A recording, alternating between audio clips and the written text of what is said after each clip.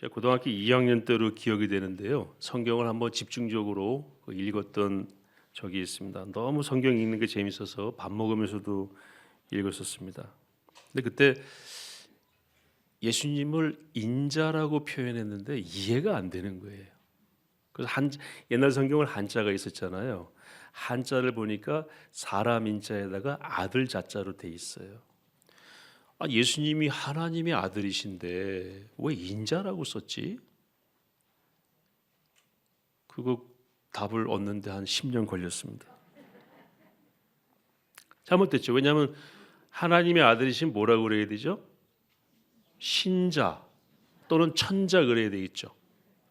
신자, 하나님 신자에다가 아들 자자 또는 최대한 양보해서 어질인자에다가 놈 자자 있잖아요. 어진분. 그러면 또 그거는 성품을 이야기하니까 이해가 되지만 제가 이거 잘못 썼다라고 생각했어요. 이 표현은 좀 잘못된 것 같다. 다니엘서 7장에 보니까 구약 성경에 딱 한 번 인자라는 표현이 나오는 거예요. 한번 보시죠. 다니엘서니까 좀 오래 걸려요. 나오는데. 구약 성경은 좀 오래 걸립니다. 다니엘 7장 13절 14절 같이 읽습니다. 내가 또 밤 환상 중에 보니 인자 같은 이가 하늘 구름을 타고 와서 옛적부터 항상 계신 이에게 나아가 그 앞으로 인도되네. 자, 13절만 일단 놓고 보시죠. 앞에만 보여주세요. 13절. 내가는 다니엘이죠. 환상 중에 보는데 누가 오셨어요? 예, 인자 같은, 여기서 인자가 사람 인자에다가 아들 자자입니다. 히브리어로 그런 뜻이고, 우리 마태복음은 헬라어로 그런 뜻이에요. 사람의 아들 그런 뜻입니다. 뭐를 타고 왔습니까? 여러분, 성경에 구름은 대체로 하나님과 함께 등장합니다. 예수님도 못 타고 오신다고 그랬어요. 보라 내 구름 타시고 하잖아요. 그 다음에 옛적부터 항상 계신 이니까, 원래부터 계신 이니까 누구겠어요? 아버지 하나님, 성부 하나님, 그분에게 인도되는 거예요. 저분이 누구냐면 예수님입니다. 14절 같이 보시죠.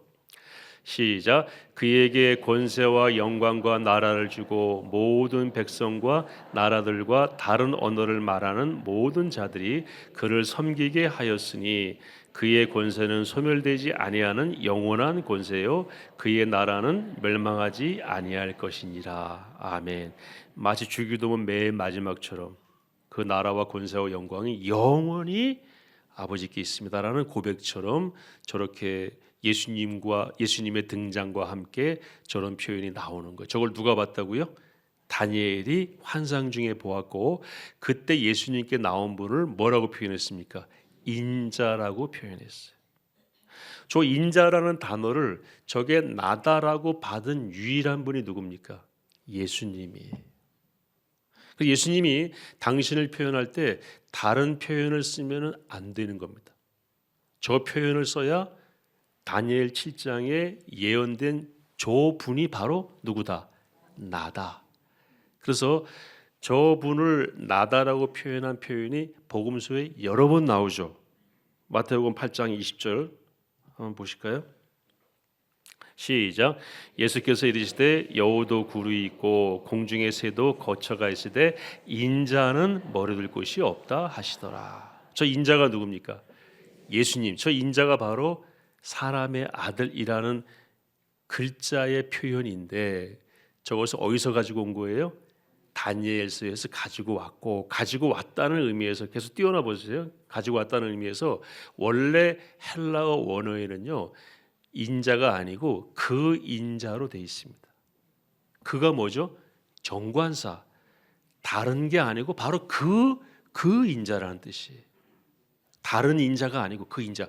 저 인자는 죄송합니다. 영어는 the son of man이에요. 더가 붙어 있어요. 헬라어에도 호라고 하는 호, 휘오스, 안트로푸 이렇게 돼 있어요. 헬라어서 죄송합니다. 그러니까 뭐냐면은 정확하게 말하면 그 사람의 아들이. 그게 정확한 번역인데 우리 성경에는 그 자가 빠졌습니다. 영어 성경에도 the son of man이라고 써 있어요. 더 작아서 권 목사님 맞죠?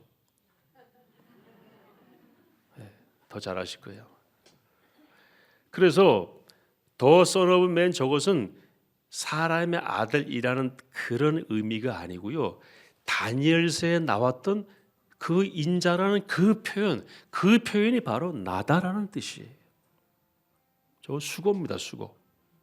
단어로 본다면은 두 단어가 합쳐져 있지만 두 단어가 합쳐진 게 수고잖아요. 수고는 또 다른 의미를 가지고 있죠. 그 성경에 나오는 신약에 나오는 인자라는 표현은 100% 누구만 사용하셨어요? 예수님만. 그것도 앞에 뭐를 썼다고요? 그 인자 더. 그래서 이 인자라는 표현은 사람의 아들이라는 뜻이 아니고 옛적부터 항상 계신 자에게 인도되었던 바로 하나님의 아들 예수님이 당신으로 지칭한 표현이다. 이렇게 이해하시면 정확한 이해가 되는 겁니다. 오늘 중요한 건 뭐냐면요. 오늘 본문 다시 한번 보시면 45절에 그 인자는 뭐라고 그랬습니까? 예수님이시다. 인자는 하나님의 아들이시다. 그래서 어떤 분이 책을 썼는데 영어로 이렇게 썼어요. The Son of Man as the Son of God. 뭡니까? 하나님의 아들로서의 사람의 아들. 사람의 아들이라 한 그분은 실상은 누구시다? 하나님의 아들이시다. 그러니까 저기서 말하는 인자는 하나님의 아들이고 곧 성품상 본질상 하나님과 같으신 하나님이시죠. 그분이 45절에 어떻게 됐습니까? 이에 제자들에게 오사 이르시되 이제는 자고 쉬라 보라 때가 가까웠으니 인자가 죄인의 손에 팔리느니라. 여러분 이런 역설이 어디 있습니까? 거꾸로 돼야 되는 거 아닌가요? 죄인이 하나님의 아들의 손에 붙잡혔다. 이거는 이해가 되는데 하나님의 아들이 누구의 손에 팔려요? 죄인의 손에 팔리는. 그러니까 그 앞에 나오는 말씀은 여기도 3번이나 기도하셨다고 그랬잖아요. 무슨 기도입니까? 이 잔을 내게서 옮겨달라고. 누가복음에 보게 되면은 이때 기도하실 때에 땀이 떨어졌는데 떨어질 때 바닥에 큰 핏방울과 같았다고 기록이 되어 있습니다. 예수님이 너무너무 이 짐을 지는 것에 대해서 아셨기 때문에 옮겨달라고 그러셨어요. 여러분 예수님이 당하신 십자가의 고통은 우리가 느낄 수가 없습니다. 섣불리 고난절에 너무 슬프게 살지 마세요. 아무리 우리가 슬픔을 경험하고 고난을 경험한다고 해도 예수님의 고난에 미칠 수가 있습니까? 없습니까? 없어요. 왜요? 우리가 누가 아니기 때문에 하나님이 아니잖아요. 인간에 당하는 모든 고통은 어떤 고통을 당해도요. 그건 인간의 한계 안에서 당하는 고통이고 인간은 어떤 고통을 당하더라도 죄 때문에 자기가 그 고통을 거두어 들인 그런 고통을 당하는 것입니다. 예수님은 하나님이시잖아요. 하나님이 피조물에게 당하는 고통 그리고 모든 사람들의 죄를 다 포괄한 그걸 다 합친 어마어마한 그 죄인이 받아야 될 심판의 대가로서 받는 그 고통. 제가 저의 죄 때문에 당해야 될 고통을 예수님이 그때 당하신 거예요. 거기에 여기 계신 분들 전부 다 오고 오는 세대에 예수의 이름 앞에 무릎 꿇는 모든 사람들의 죄를 예수님이 다 미리 담당하신 겁니다. 그걸 누가 흉내낼 수 있겠습니까? 이 계절이 되면 가끔 카톨릭 국가들 필리핀, 남미 이런 데서요 그 천주교 신자들이 예수님처럼 못 받고 행진하는 경우 있어요. 예수님이 제일 싫어하는 거예요. 그건 누가 당했는데 내가 당했고 너희들은 그걸로 어림도 없어. 그래서 우리는 알 수가 없습니다. 그 정도의 고통을 예수님이 아셨기 때문에 그걸 위해 이 땅에 오셨지만 뭐 하시려고 그랬어요? 주님 하나님께 이 잔을 내게서 거두어 달라고. 몇 번이나 그랬어요? 3번이나. 그 기도했던 곳이 감람산에 있는 겟세마네 동산인데 거기에 감람 그러니까 올리브 나무가 많이 있습니다. 올리브나무는 수령이 1억 년까지 갑니다. 그 감람나무 감람산에서 예수님이 기도할 때 예수님 기도하는 걸 본 올리브나무는 지금도 거기 있습니다. 그 기도를 죄인의 모든 고통과 심판의 죄의 삭은 뭐라고 그랬습니까? 사망. 그 사망을 한두 사람도 아니고 모든 인류의 죄를 예수님이 다 짊어지시기 위한 그 감당하고자 하는 사실 그런 기도였겠죠. 그런 기도를 하고 딱 왔는데 누가 잡으러 온 거예요? 죄인이 잡으러 온 거예요. 누구를요? 인자를. 하나님의 아들 예수님을 잡으러 온 거예요. 이게 엄청난 모순 아닌가요?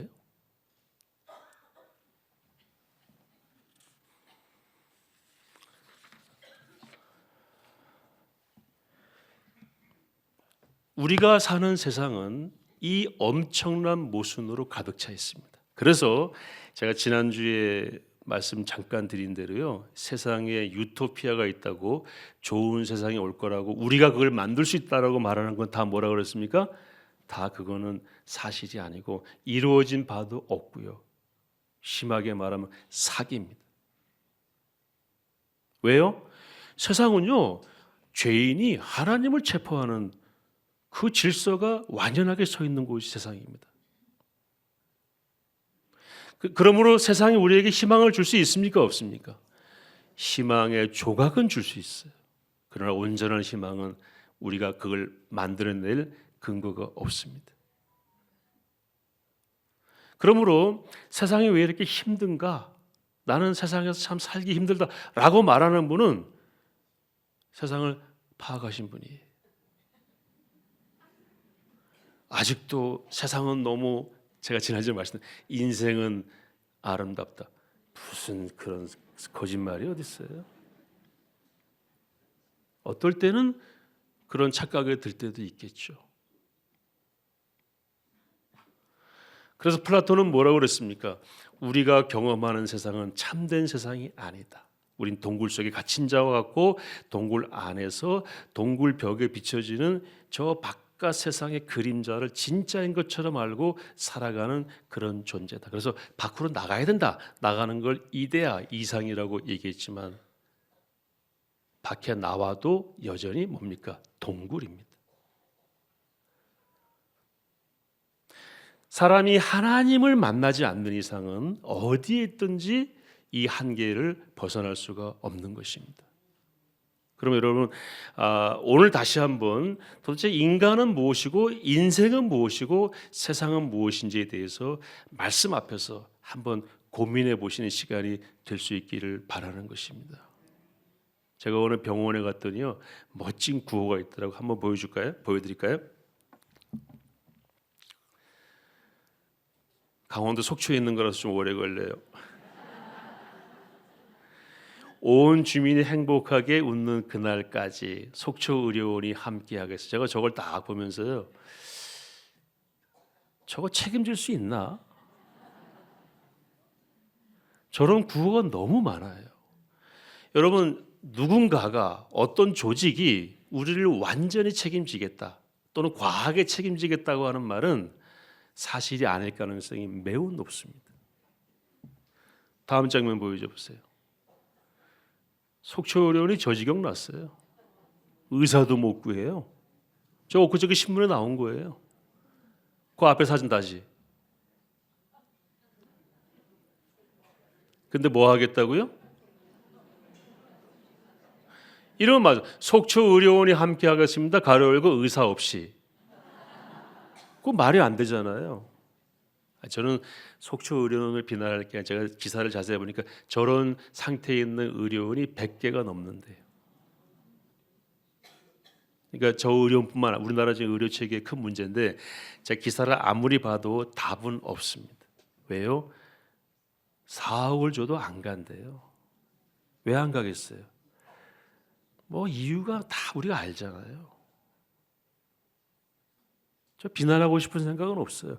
그런 욕심과 그런 개인의 이해관계와 이런 것들이 항상 앞에 있는 그런 세상이 우리가 사는 세상입니다.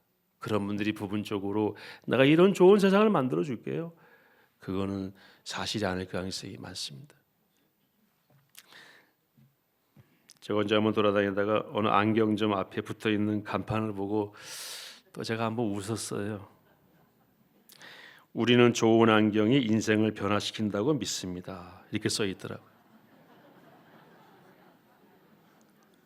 그 자세히 봤습니다. 제가 사진도 찍어왔는데 사진은 그 안경점에 피해될까 봐 안 올려드릴 겁니다. 우리는 좋은 안경이 인생을 변화시킨다. 여러분은 좋은 안경이 인생을 변화시킨다고 믿습니까? 이렇게 썼으면 믿겠어요. 좋은 안경이 인상을 변화시킨다고 믿습니다. 그럼 그거는 그럴 수도 있죠. 제가 저 안경점을 비난하려고 그러는 게 아니고 저런 깊은 생각 없이 내놓은 표현들을 생각 없이 받아들이며 허상을 쫓아 사는 게 지금 우리 인생입니다. 성경은 명확하게 어둠이라고 말하고 있습니다. 이건 다 어둠이에요. 인간이 만든 어디에도 빛은 없습니다. 빛처럼 보이는 모상이라고 그러죠. 그런 것처럼 보이는 모조, 가짜. 오늘 이 단어 속에서 인자가 죄인의 손에 팔리우는 이 극도의 모순, 이게 지금 편만에 있다는 사실을 먼저 하나 같이 느꼈으면 좋겠고, 두 번째는 마지막 절 같이 쓴다. 시작. 일어나라 함께 가자. 보라 나를 파는 자가 가까이 왔느니라. 파는 자는 누구냐면 가룟 유다. 은 30에 넘기죠. 뒤에 보시면 예수님께 입을 맞춤으로써 이 사람이 예수라는 걸 알려줘서 잡아가게 하고, 예수님은 종교재판과 정치재판에서 사형 선고를 받고 이제 곧이어서 골고다 언덕으로 십자가를 지고 가시게 되죠. 거기로 같이 가자고 그러시는 거예요. 예수님이. 누굽니까? 같이 가자는 사람들이? 이 사람들은 베드로, 안드레, 요한인데요. 베드로, 야고보, 요한인데요. 예수님들이 가까이 하셨기 때문에 좋았죠. 수제자. 막 나중에 싸우잖아요. 예수님이 잘 되면 하나는 좌편에 하나 우편에 막 되게 좋아했잖아요. 그런데 예수님이 갑자기 니네 나랑 같이 가자. 어디로 같이 가는 거예요? 저는 오늘은 고난의 현장이라고 말씀드리지 않고 이 극도의 모순의 현장이라고 말씀드릴게요. 모든 게 뒤틀린 현장. 같이 가자고 그러시는 거예요. 저는 이 말씀 준비하면서요, 많이 좀 생각을 했습니다. 예수님이 우리를 던져 놓으신 곳은 천국이 아닙니다. 어디입니까? 세상입니다. 어떤 세상입니까? 극도의 모순이 있는 어둠입니다. 가짜들이 다 프랭카드 걸어놓고 우리를 안심시키죠. 그거 아닙니다. 예수님이 가자고 하는 곳은 십자가의 길이고, 오늘 말씀에 의하면 극도의 모순이고 어둠이고 모든 것이 굴절된 그런 곳입니다. 가도 답이 없어요. 예수님이 우리를 거기에 던져 놓으신 겁니다. 하나님께서 우리를 이 세상에 던져 놓으신 거예요. 하나님이 원하시는 것은 이겁니다. 나랑 같이 가자입니다. 여러분, 우리가 승리하는 삶을 어떻게 살 수 있습니까? 예수님과 이런 상황 속에서 같이 가시면 승리하는 삶이에요. 이런 것이 승리한 삶으로 보여질 수도 있고 저런 것이 승리한 삶으로 보여질 수도 있지만, 아까 말씀드린 대로 그게 다가 아닙니다. 더 본질은 뭡니까? 주님과 함께 가는 겁니다. 그래서 살아내는 거예요. 그 극도의 모순 속에서 비바람 맞아가며 견디며 살아내는 겁니다. 누구로서?